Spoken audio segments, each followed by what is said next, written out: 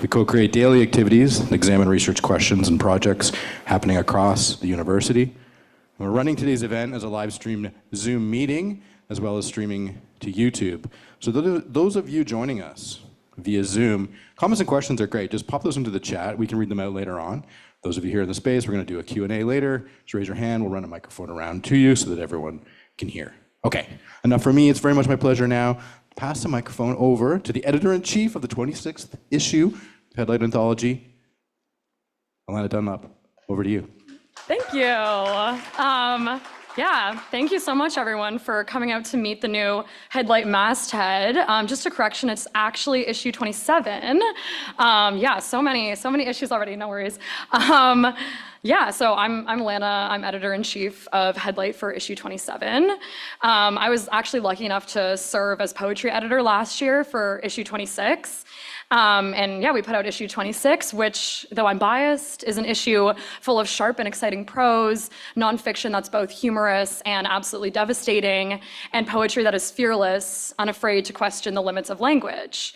The issue is actually available for you to buy on that table over there, as well as issue 25 from the previous year. And we take e-transfer, so feel free to meander over there after the event.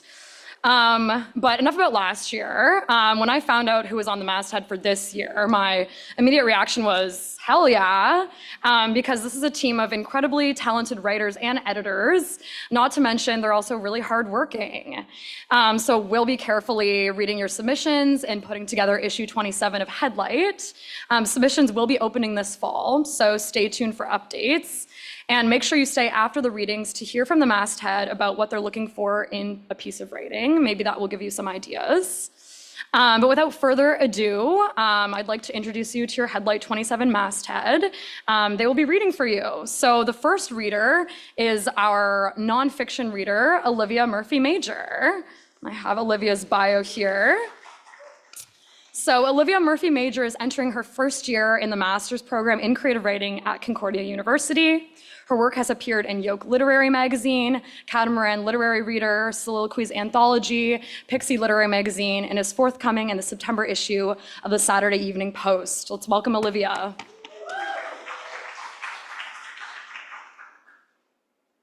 Hello.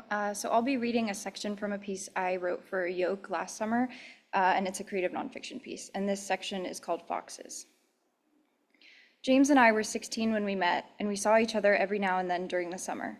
He had purple acne scars the size of dollar coins, one on his left cheek and another on his jaw. James's mother was a drunk, and his dad had been deployed. He had 2 younger siblings, Nate and Lucy, and he spoke sweetly about wanting them to be happy.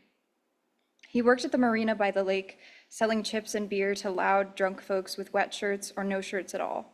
Sometimes his boss let him back the sailboats into the garage.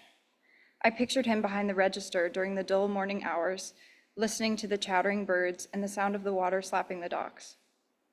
We lived in the same town, though my house was on a secluded road, set back in the trees, and his was in the village. I would take my parents' car to get there. We used to sit in his room and listen to music on his record player. I remember driving there on one night in particular. All day I'd felt the sort of melancholy that comes from nowhere, and I stayed in bed watching the shadows move from one corner of my room to the other. The river was perfect for swimming, and the sun was high, and the raspberries were ripe, and it made me think, there is something wrong with you. I left for James's as the sun was going down. I went inside and saw his baby sister on the rug in the living room, with her chubby legs splayed out to keep her upright. She was only in a diaper because it was so hot and there was no AC. Then I was upstairs looking through his bedroom window, trying to cool my face and watching dusk settle outside, the wild blue light before everything goes dark. We had finished a bottle of wine. I could hear James flicking his lighter on again and again, and I saw the glow of orange flame in the corner of my eye. I like to make things, James said. I looked over at him. He licked his lips and bounced his leg. Make what? I asked. He flicked the lighter on again and then let it go out. I'll just show you. We went into his backyard. I followed him up the hill toward the shed, watching the wind blow his black hair to one side and the thin grass and trees all leaning, bowing, the shaking leaves silhouetted against the sky, everything at a tilt. He took me into the shed and shut the door behind us. There was one broken window. I heard a cricket chirping, trapped in a corner. I couldn't see it, but I pictured it, shining black, its barbed legs moving in the dark. Once my eyes adjusted, I could see the work table, glittering with nuts and bolts and silver screws. Rifles hung on the wall, the barrels gleaming black in the half-light. There was a shelf holding rusted paint cans, jugs of solvent, and fuel oil. I walked over to James, who stood on the far side of the table. He was drunk, his head hanging on his neck. "Here," he said, gesturing to an array of small metal boxes and wires he'd taken apart and disassembled fireworks, gray dust gathering in the rivulets of wood. "What is it?" I asked. My eyelids kept closing. "A bomb," he said. "Once it's done, I'm going to kill the family of foxes living under the house." I laughed. I thought of the foxes and their white-tipped tails. The air was thick and warm, and my clothes stuck to my skin. I looked down, deciding where to step. Glass shards from the window, nails, the dusty floorboards. The marina is closed now. Sometimes I drive by in the summer. I like to take the road that wraps around the lake, and I glance into the windows, the empty gray space where the coolers used to be. I drove by James's house in August. His little sister, Lucy, was sitting on the stairs, staring out into the street. Her toys were strewn about the yard, grass growing up around them, a plastic toy car, bicycle, and little shovels. Wildflowers waved their purple heads at the edge of the lawn, and the wind in the grass warped the long shadow of the mailbox. Lucy did not see me. She held a stuffed animal with both hands in her lap and had a wide-eyed look on her face. It was as if I was looking at a photograph. That's all. And our next reader is Cassandra, and Cassandra Sarah Pegg, she, her, is in her second year of an MA in English Literature at Concordia University, writing a thesis on fairies, escapism, and the pace of modernity.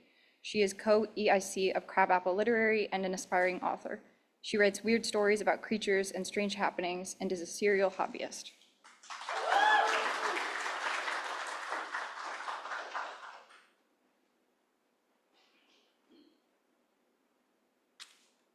Okay, so I'm reading a story that was first published in Soliloquies, which is the undergrad version of Headlights, so that's kind of fitting, I guess.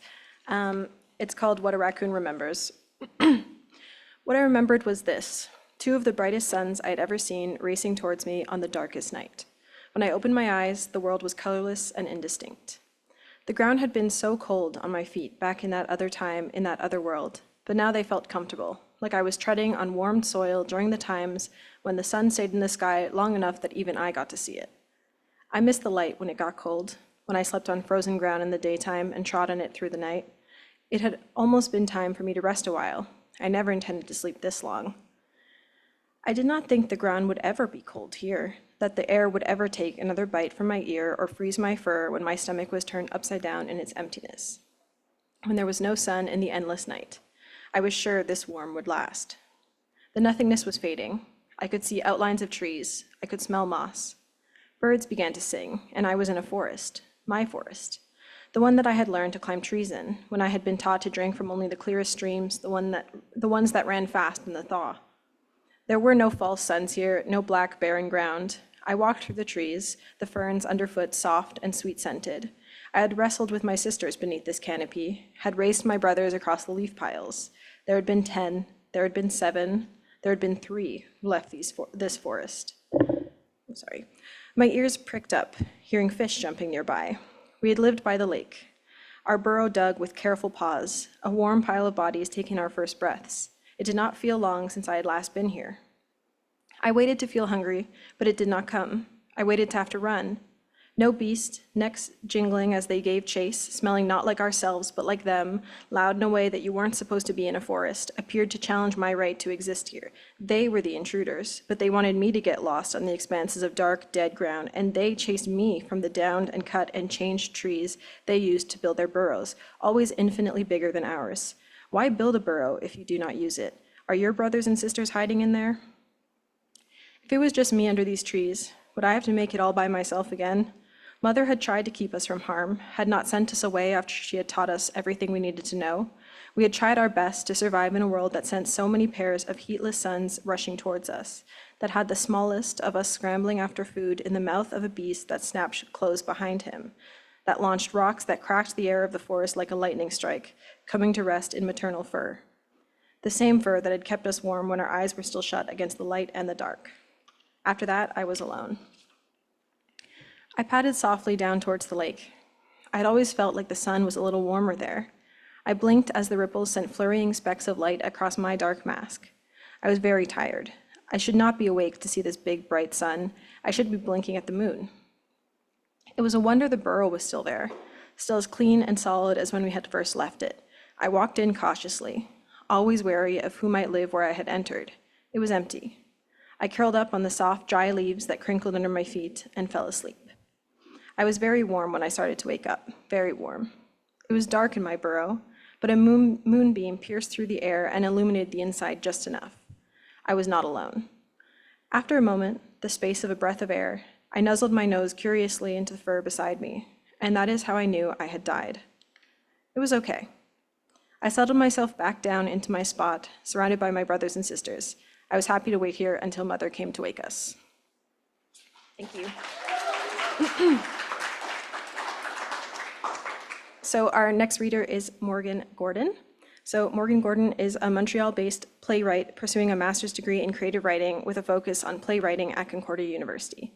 She has previously served as co-editor-in-chief for Soliloquies Anthology and as managing editor for Headlight Anthology. She was awarded the Professor Mervyn Butovsky Memorial Award for her play, The Libermans.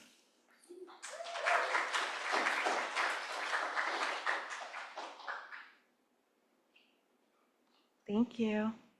I'm going to read from my thesis in progress, which is a one-woman show currently titled Beautiful People Everywhere. From the bus stop outside my building, I can see into the dead guy's apartment. His plants are wilting in the window. When I get home after work, his apartment is dark, save for a sliver of light shining from around the corner where the bathroom is. In bed, I stare at my grandmother's face in the ceiling. I can't sleep. So I do the thing that everyone does when they can't sleep. At least, that's what I tell myself as I slide my hand under the band of my underwear. That was the first time. After that, I started getting off to it, looking up at the ceiling, seeing my grandmother's face as I did it, the water stain morphing, the horrified look on her face. After a while, that's the only way I could come. Do you think I'm horrible? Don't answer that. I thought about telling my therapist, but that would involve telling her a lot of things. Telling her that my upstairs neighbor died, telling her that I secretly thought it might be my fault, because more than once I wished he would. But it wasn't my fault. I can't be held accountable for my wishes after 2 a.m. Anyway, God or the people who process the wishes should know better, should know that I didn't really mean it. If he died because of my wish, then it was really God's fault, wasn't it? For taking it seriously. You can't blame someone for what they wish after midnight. That should be a rule. So I put off telling my therapist because it would involve telling her about my secret vendetta against God and how I had to stop taking the subway again so I don't die. How I think God might take revenge on me. And by then I had put it off for too many sessions and it felt weird to bring it up out of the blue. But it kept nagging at me. I told her then, finally, near the end of one session. We had like 5 minutes left and we were just sitting in awkward silence. I guess I just said it to fill the void. She blinked at me a few times and said, "Okay. So we're gonna have to end here for today." Sometimes I think my therapist hates me, that she secretly dreads our Tuesday morning Zoom calls, talks about me with her friends over drinks, and she can only come when she thinks about her grandma. And her friends laugh over martinis or whatever people drink when they can afford to pay their credit card bill in full every month. Maybe I'm giving myself too much credit. Maybe she doesn't even think about me at all. I don't know which one's worse. She canceled our next session. Didn't say why, but I came up with reasons myself. I'm prone to this, according to her. She says I extrapolate. I nodded along the first time she said it, but I had no idea what it meant. Extrapolate, verb, in mathematics, to extend a graph, curve, or range of values by inferring unknown values from trends in the known data. 2, to predict by projecting past experience or known data. Synonyms include infer, conclude, derive, deduce, reason. That doesn't sound like me. She says I should care less what other people think. I don't follow. She says all my problems stem from wanting everyone in the world to like me. Says my problems would go away if I didn't care as much. Now who's extrapolating? Anyway, I don't want everyone in the world to like me. Not everyone. That's not realistic. I just want everyone who's ever met me to like me. That's nowhere near everyone. In fact, it's only 80,000 people. Right, which may sound like a lot, but realistically, it's only 0.01% of the world's population. Right, thank you. That's really not so many people when you think of it like that. And it's not like I want every single one of them to be obsessed with me, to love every part of me, to kiss the ground I walk on. Really, I just want them to all think I'm attractive. I want the people in the bus to do a double take when they see me, to think to themselves, surely she's too beautiful to be on the bus. Thank you. And her skin looks so soft. Oh, thanks. I mean, I moisturize, not today, but usually. I wonder how her skin would look, all flayed out and pinned down at the edges like a butterfly under a frame. Oh, okay. I think this is my stop. Anyways, I know what she would say. Is this a productive train of thought? I don't know if it is or not, but I know she wants me to think it isn't. More than wanting to know, I want her to think that I know. I nod my head at everything she says. I want to be her favorite patient.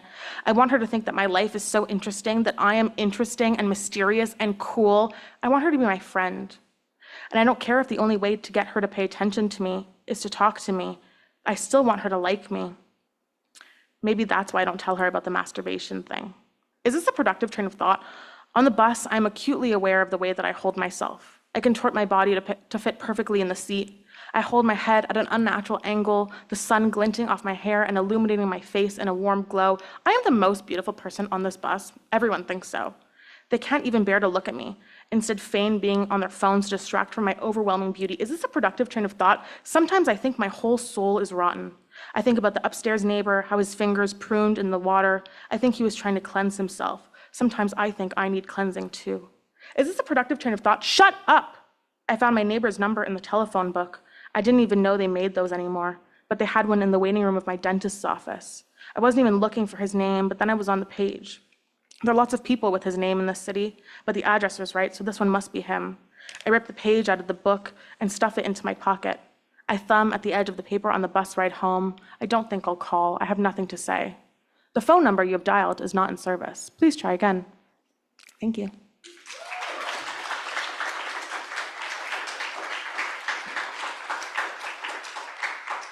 Next up, we have Isabelle, who's in her second year of the Creative Writing Masters.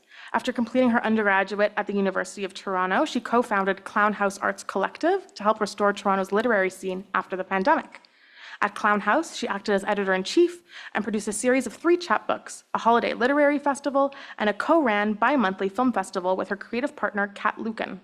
You can find her poetry by hacking her Google Drive or by buying a copy of issues 11, 7, and 8 from the OCAD-adjacent publication Petal Projections. One day, she hopes to establish a boutique micropress where she can push the boundaries of the printed form and charge at least $80 per book. For now, she just hopes her thesis passes. Give it up for Isabelle.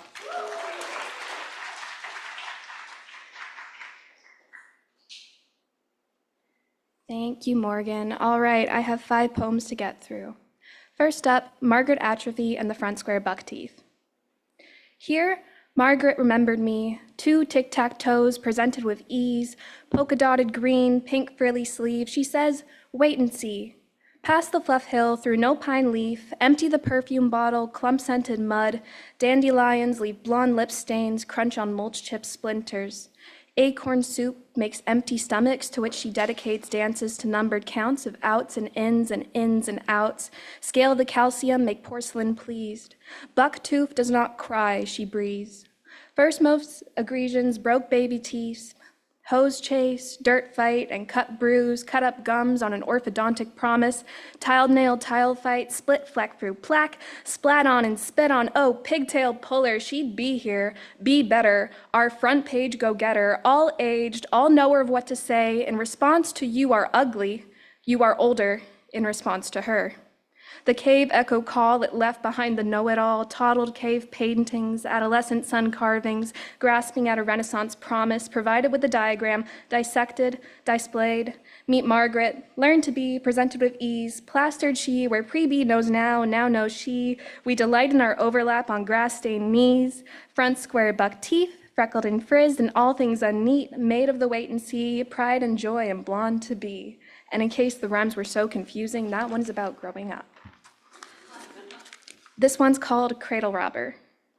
Brainwashed propaganda machine, crayon shaving spillings, there is a divided hive led by BlackRock's design, and you're stuck peeling dried skin glue off puzzle piece padding. The divided hive which keeps wallets walking and engines spurting, oozing, goozing, because you are, in fact, just a little guy Just a tiny piece as their protest profiteering on the push-pull roles, the babies babbling enthusiastic gender roll calls and beliefs that the good citizen is the obedient neighbor, or refuse, break the right rules as still defined by the corporate sect. You are what you are made of. You are every microplastic Lego block shoved up your dumb toddle nostril, every inbred lesson plan, each corrupt curriculum raised on the copy-paste ad space as you choke down gritty spit by the sandbox dust. And when the wanderers rest, where will you be?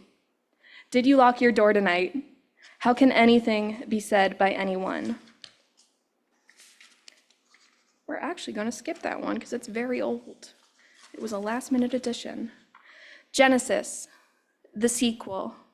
The libraries are being rebuilt with modern considerations. The lens equals impartial, the tone equals neutral, the method equals equality. Alexandria becomes the arc, demands total input and categorization of each and all, adopts a disassociative method of sorting, filing, 2 copies of each text, object, element, the backups, sub-mechanic conscious biases emerge. Why are the silver hoop earrings next to the flamingo print thongs? The arc then sorts by groups, types, decisive, divisive, the antibodies next to the vaccines, the physical library, Dewey Decimal Underground, Steel Corinthians twisting, bracing, for impact, for absolution, it will not come. Little wiremite systems crawl, sort, miles and miles underground, the cockroaches scan, upload, archive, ping the data to the ether. The arc is set to operate sans man in 20 years from now. Sans man, intake will not cease.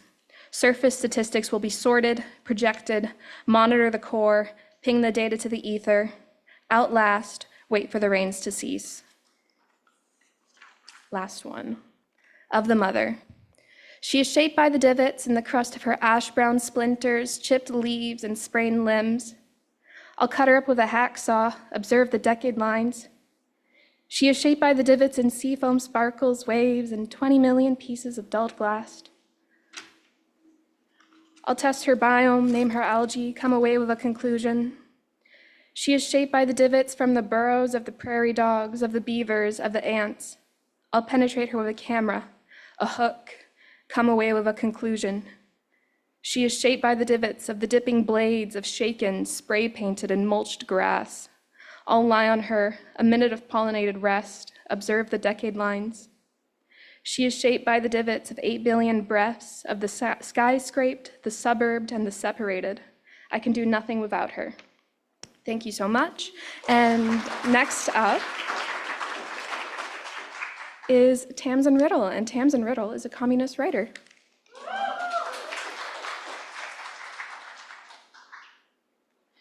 Thank you. This is the first couple pages of a short story called Roommates. Char says she's against capitalism, but I still think she sees everything as a commodity, such as youth, innocence, the way people twist the two together in their heads when they see us. Take last summer, when she made out with her dad's coworker and said she'd have to tell her dad, not true, unless he bought her 2 tequila shots pronto. The minute he'd swiped his card, she was off, weaving her way to me, shot in hand. She doesn't even like tequila or the bar we were at, and she definitely doesn't like older men. We lied our way through the last June of high school, telling our parents we were at student council until late, telling our teachers that we were an internationally acclaimed yodeling duo. We told them our #1 rank demanded we spend long afternoons cliffside, testing the limits of our echoes. I'm sure they didn't believe us, but they did let us leave class early to walk to the river, where a little-used bridge promised the perfect jump. The water below wasn't muddy yet, just cold. Half the time, I'd get scared and offer to grab us drinks. I'd convince whatever lost-looking man was loitering outside the LCBO to go in for me. Jack Daniels, I'd say before they could ask, because I liked the eyebrow raise it inspired. I would make Char finish it if I couldn't. She was cultivating a reputation as someone with a talent for drinking. I liked the messes drunk Char would create, lost phones, stolen keys, and the fact that only I could extract us from them. The bridge was old and creak-prone. Char always jumped first and second, sometimes third, and then she'd look at me, eyes heavy with impatience. Once I hesitated still, and she clasped my hands in hers and closed her eyes, waiting for me to do the same. When she could tell I was in darkness too, she said, "Remember, fear is a tool. Follow it and see what it asks of you." I didn't know where she got this from, maybe some self-help book. Her mom, a yoga instructor, always had them around, but I dove then just to make her stop. She came to find me in the circling water, smirking. I can make you jump.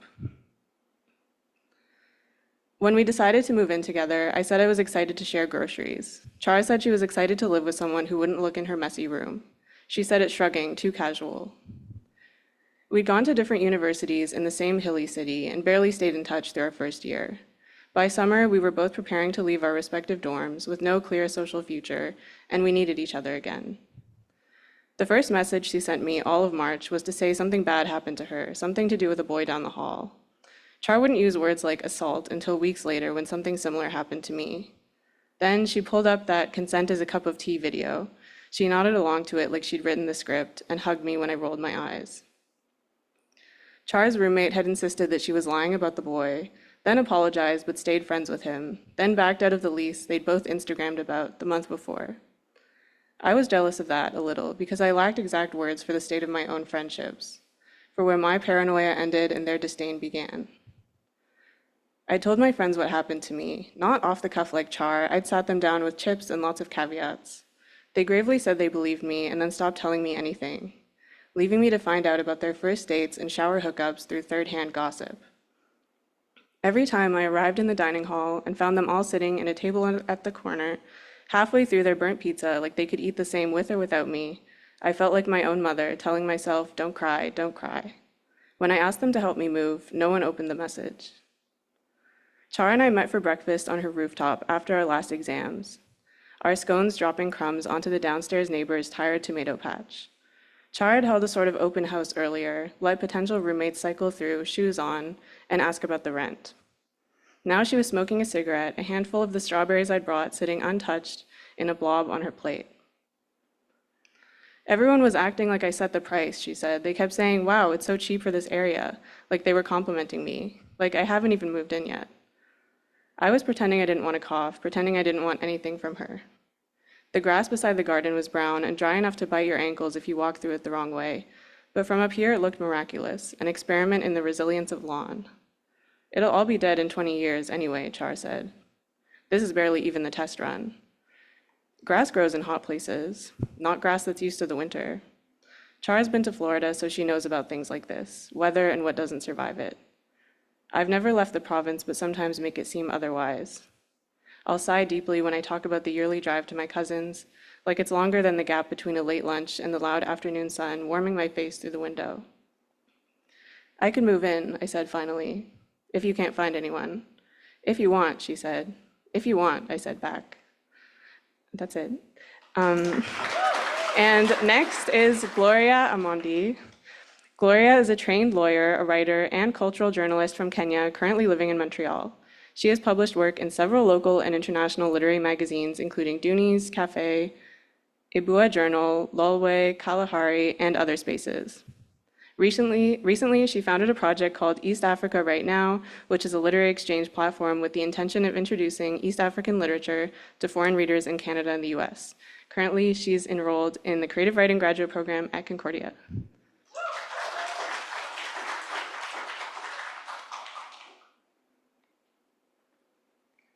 I'll be reading from an excerpt from an ongoing thesis, so some of you might have already heard about this before. My apologies. It's called Professor. My father could have been a professor, he always said. I don't remember at what point he took to wearing the gray suit on the nights he left for the bar, carrying old newspapers or course books to read out loud, but by then everybody was already calling him Professor and he liked it. At 19, as a young student, having finished high school, he'd been part of the last cohort selected for scholarships by the Kennedy Airlift program, started by Tom Mboya, that took many African students to study in universities in America and Canada. John F. Kennedy, who was the president at the time, was a close friend of Mboya's. And even though by the time my father was selected as one of the recipients for the scholarship, the official Kennedy program had ended, Tom Mboya had privately continued to send students to universities abroad, albeit fewer in number, through personal arrangements. My father had an admission to Boston University to study mathematics and economics. He was to report there in the September of 1969. 2 months before he left, Tom Mboya was assassinated on the streets of Nairobi in Kenya. My father and the 15 other students like him never left Kenya. He never spoke about this at all, but Mother did. As I grew older, I realized that she may have talked about this to remind herself of that version of him. She married him 2 years after Mboya's death, having first met him at the Teachers' College, where my father was then enrolled, studying to become a teacher of mathematics in special needs primary schools. He didn't complete the degree, dropped out halfway through. He was already drinking and failed to show up for most classes. He tried to re-enroll a year later at her encouragement, but dropped out again. And just before I was born, my mother, a freshly employed teacher by then, helped him to get an unofficial position to teach younger grades in School for the Blind, where she herself taught.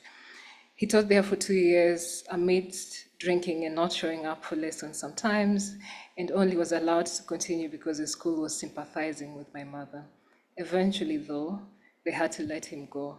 That was the last time he tried. Of course, my father never mentioned any of that history to me on those early mornings, walking back home from the bars. Instead, he always told me about the day he traveled for the first time to Nairobi for Tom Mboya's funeral. He'd never met the man in person to see for himself that Tom Mboya was really dead. He told me how they waited for the man, the great man, outside the Holy Basilica during his memorial mass, in a crowd that spilled on the streets and stretched from City Hall Way all the way to the airport, Nairobi Airport, from where he was to be airlifted to his rural home for the burial, and how outside on the streets everyone was crying. Sometimes he would add that across the country, on all the major highways between Nairobi and Kisumu town, 7 hours apart by bus, people had lined up by the roads to catch a glimpse of the procession of funeral vehicles that were heading to meet his body in Kisumu, and how everywhere, as the cars passed, people greeted them and wept, even though Tom Mboya's body was not in them. That was the day the picture of my father and 4 other mourners, strangers to each other, was taken by a journalist, and it was published in the newspaper the day after. In the photo, the 4 of them are hugging each other by the shoulders, standing in line. My father is to the farthest right, the only one dressed in a gray suit, his left arm around his neighbor, and his right slightly raised in a fist. In that cutout from the Standard newspaper, an aside, I did actually get to work for a Standard newspaper 16 years later. In that cutout from the Standard newspaper, the headline read, "Shattered Dreams, Thomas Joseph Odhiambo Mboya." Often, whenever he showed me the cutout, I'd say, "Hey, but that suit." "My girl," he'd say, "a professor like Mboya is not someone to be buried like a commoner." He was buried by big diplomats. Big men and presidents came all the way from America, he'd say. It's professors that carried his coffin. All that was way before I started refusing to be sent to fetch him from the bars. By the time I turned 13, I was being bullied in school about my father being a drunkard, and I would be embarrassed to meet my schoolmates with him. Some of those days, on his way back home, my father came to my school and walked into my class to check if I was there. If the other children laughed, as they would, he would say loudly to me in front of everyone, "My girl, don't listen to these ones laughing at you, and yet they can't tell their mouth from their noses." Then, turning to someone, "You continue laughing. This, my girl you see here, sharp as a knife, she'll go to the university and become a professor and leave you here still laughing." Having seen me, my father would then head home. Each of those mornings when he got home, my mother packed her things and threatened to leave. Thank you. So I'd like to introduce Alana. Alana is a writer based in Montreal. Her work has been published in Room and CV2, among others. Her writing has received support from the Canada Council for the Arts and the House Summer Workshop. She's currently working towards her MA in Creative Writing and English Literature at Concordia University.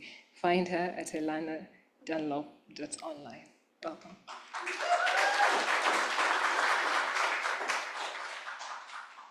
Thank you, Gloria. I'm gonna read a poem called Decapitated Snake Bites Its Own Body and Felt It Too. I am conducting a car crash. No, I am conducting a dog fight, baton raised. When I flick my wrist, the big dog bites the little one. When I trace the alphabet in the air, the little dog yips like a swinging door. I make all those animal bodies crush together, fur bending, faces scrunching like metal bumpers, meeting for the first time. I stop at Largo, the sheet music loses sense. My hands are poised midair, waiting. The cars careen, unchoreographed. The dogs are gnashing at each other's necks. Once in the mirror, I slapped myself just to try it. This was in high school. I worked at a meat shop where the butcher slung carcasses in the window, pink and bare as new babies. He outsourced slaughter. The pigs came without heads. I tried to conduct myself while vacuum sealing slippery livers. I never saw the hacksaw, the bladed baton, never knew the action to be dealt such consequence.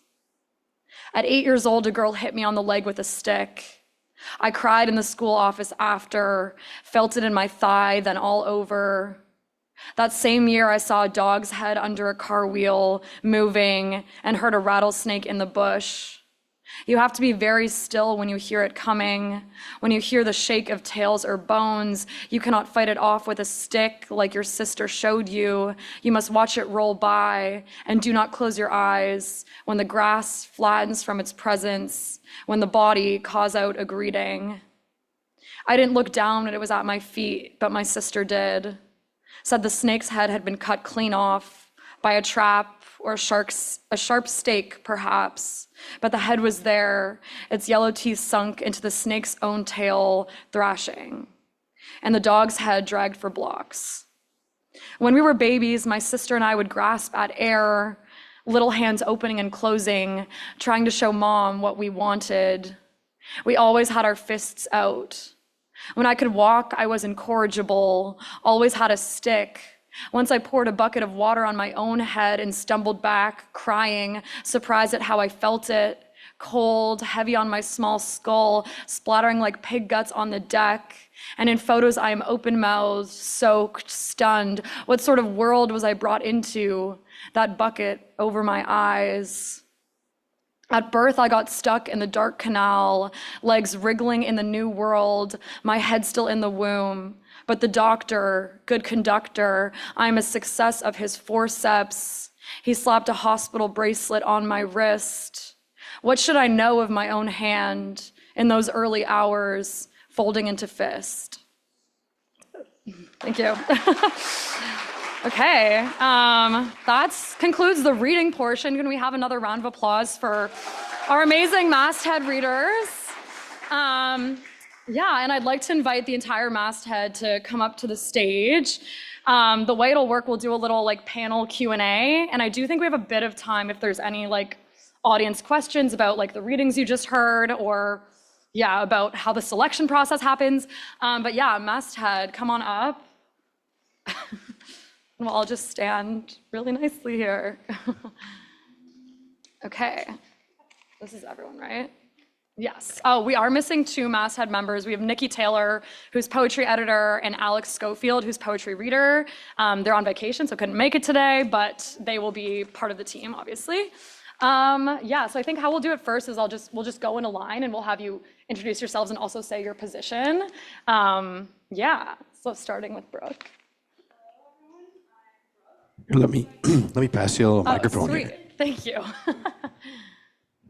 Hi everyone, I'm Brooke. I am the creative nonfiction editor, and we are looking for amazing pieces that have a lot of energy, something that's a little bit surprising, and that has that energy that you can tell the person was really passionate about what they were writing. Yeah, it's kind of the same as any other genre. We do, actually, you know what we're looking for is submissions. Thank you. Hi everyone, I'm Melissa. I'm a second-year PhD candidate in English literature, definitely more of a reader than a writer. So yeah, I'm really glad to be part of of the team of being invited for issue 27. I am helping out as creative nonfiction reader for this issue. What I'm looking for, or what I look for when I'm reading nonfiction, is just that ability, I suppose, to like take something mundane and make it into something, for lack of better words, I guess, extraordinary, tragic, or comedic. Yeah, so. Hi, I'm Tamsyn. I'm a fiction reader. Also, I realized my bio was really short, so I'm a student in the program going into my second year, specializing in fiction, writing short fiction. Yeah, so I'm a fiction reader this year, and I think what I really value when reading fiction is like interesting sentences, and especially interesting openings.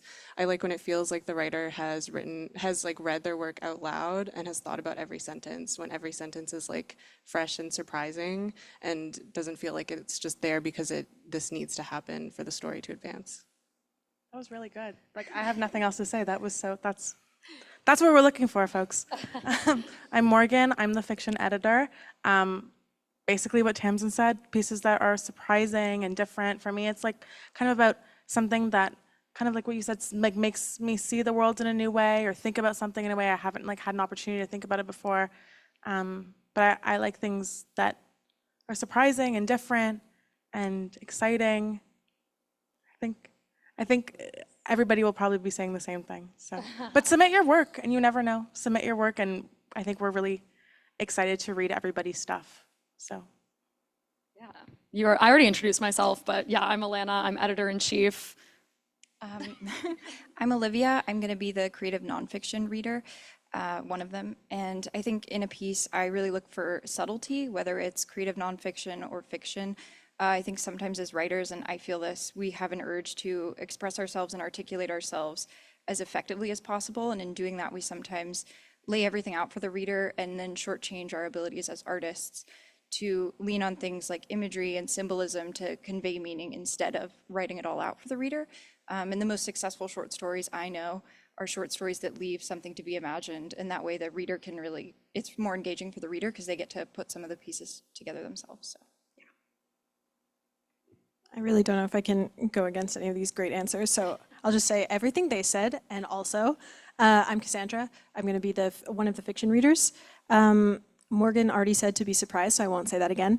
I'm going to go with like atmospheric, because I find what surprises me most in fiction stories is when I can really feel like I'm actually there, and I think Tamsyn was mentioning when the sentences feel like real things that could happen and they're not just there for no reason. I would add that like dialogue is also very important, to like good dialogue, atmospheric kind of mood, I think is what I'm looking for. So yeah.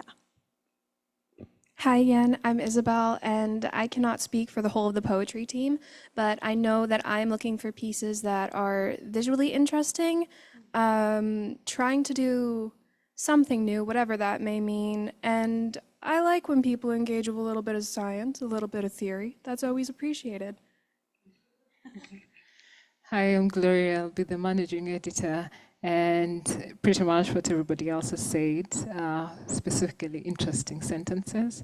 But also, I think on top of that, I also like to see when writers make intentional decisions with their stories. Like, you know, it's not just accidental with whatever decisions you make in the story. But a good story is a good story anyway, so I guess we'll all figure it out, yeah. And our other question that we have, or that I have for the panel, what is your favorite work in your genre, and why? First. Oh, okay. I mean, it's complicated to pick just one, but I will, because I'm a journalist. Journalistically, I think my favorite essay is by Elizabeth Gilbert. It's called "Play It Like Your Hair Is on Fire." It's an interview with Tom Waits, who I absolutely love, and I like it because I pick it because I like when journalistic, or essays rather, let me not call it journalistic essays, but essays in general have more than just, you know, the subject. It has a lot of other things. But as a short fiction, my favorite is A Conversation with My Father. It's by Grace Pelly, And the reason is because I'm increasingly getting interested in stories that announce themselves as stories, that don't try to disguise themselves as anything else. So yeah. My favorite poetry book right now is Kyle Flemmer's Supergiants, who's an alumni of this program. And it explores the cosmos and talks about the relationships in his life kind of through that lens. And I found myself basically Googling a new word every 2 pages, and I learned a lot about space. So that was super fun. So that's why it's my favorite. I had a lot of trouble with this, but I'm going to go by author, and well, I'll pick one, but I really like Catherine Mansfield, so I was kind of torn between Bliss and The Garden Party, but I would have to say The Garden Party is my favorite short story, and that has a lot of that atmospheric thing I was talking about, where like the scene is really set from the beginning, and you kind of have a visual of like going from this beautiful garden to down the hill where there is death and there is poverty, and I found that was very powerful, so that would be kind of my favorite, I think. This is sort of like picking a favorite kid, even though I don't have kids. And I think my favorite short story, even though I have lots, would probably be The Monkey Garden by Sandra Cisneros. And I just love this story because she captures the very particular moment of early adolescence and girlhood in particular, where the character senses sexuality for the first time and the dangers of it, the potential dangers, and the power dynamics. And yeah, the story is just beautiful. And even though nothing mystical or fantastical is happening in the story, it's grounded in the real world, the prose is just so electric, and there's this undercurrent of magic in the imagery and the descriptions that just makes it feel otherworldly. So that's why I love it. I actually didn't even prepare my answer for this. I just thought I was going to be asking people. But I think I'd have to go with Chelsea Girls by Eileen Miles. I think Eileen Miles really captures like the element of surprise that we were talking about. Like I really think, especially with Chelsea Girls, you don't even know where the stories are going from sentence to sentence, and it's just so fun to read. It's a wild ride. It feels like a party. Yeah, super fun. Yeah, I've been thinking a lot about like energy in writing recently, and energy and how like that moves stories along and how words flow. So I guess my answer for right now would be Girl by Jamaica Kincaid. I think that's like, it has so much movement, so much energy in that. But I would also be remiss if I didn't plug a book that I just finished reading that was recommended by Headlight 26 Editor-in-Chief Annie, sitting over there, and one of my very, very dear friends. It's called Beautyland by Mary Helene Bertino. And I think it might just be the best book I've ever read, and I don't say that lightly. So highly recommend, and buy it from Pulp, where Annie works. Yeah, I also don't really have like a favorite story, but one that I've remembered and have been obsessed with recently and recommending to all my friends is The Mother Cell by Joy Williams. I love Joy Williams stories in general, but the story is about like the mothers of murderers who somehow move to the same town and become friends. So it's kind of a surreal and absurd premise, but it's also a really beautiful and moving story. And I just love how she handles the weirdness of it, which is something that I'm always thinking about in my writing. And also I think it's a good example of like a story where not a lot happens, but it doesn't feel like it's lacking anything.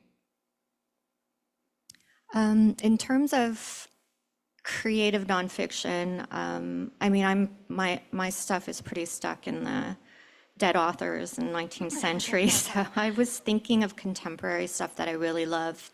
I don't have a specific favorite, but I do love Nora Ephron. She has a lot of collections of creative nonfiction. She's witty, she's funny, she's tragic. She's inspired lots of creative nonfiction writers, like, for example, Lena Dunham. I do have to mention, I suppose, part of the canon, something that a lot of us have read, Virginia Woolf's Room of One's Own is a classic piece of creative nonfiction. So, yeah. I don't really have the capability of choosing favorites, so instead I'm going to tell a little story. My favorite creative nonfiction piece for today is actually from Headlight 25. And you'll have to forgive me, I don't remember the author, but you can check it out in the back when you buy a copy of Headlight 25 and 26. And that is going to be The Rats Are Gone, because it has those qualities that we were talking about, being energetic, surprising, and just kind of beautifully written. What's the title? Sorry. The Rats Are Gone. Oh, buy it in the back. Yes. So that was it for our panel questions, but we do have a bit of time. If there's any audience questions, no pressure. I know we just gave you a lot of information here, so we also can wrap up and eat pizza, but yeah, any questions? Any? Here, I'll bring a mic over.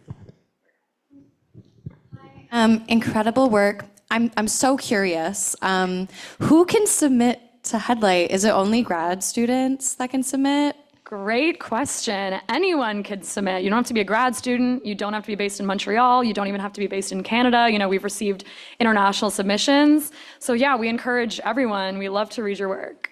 Thank you so much.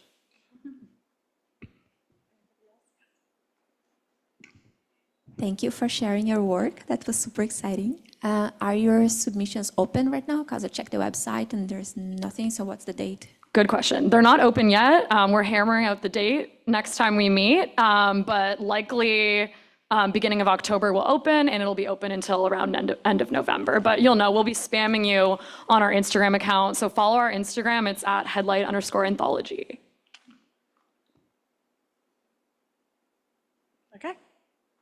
Okay, awesome. Well, as a little outro, I just want to, first of all, say thank you so much to the Masthead for reading, for sharing your opinions about, your favorite work. And thanks so much to all of you for attending. I want to take this opportunity to also plug our friends at Writers Read. Writers Read is another great Concordia institution. And basically, they've organized for 2 best-selling writers to come to read at Concordia. So mark these dates down, but also they'll be, pasted around the school. But on October 6th, Billy Ray Belcourt will read, and on October 23rd, Rachel Kushner will read. So make sure to also follow the Writers Read Instagram at Writers Read Concordia for more information. Yeah, thank you so much, everyone.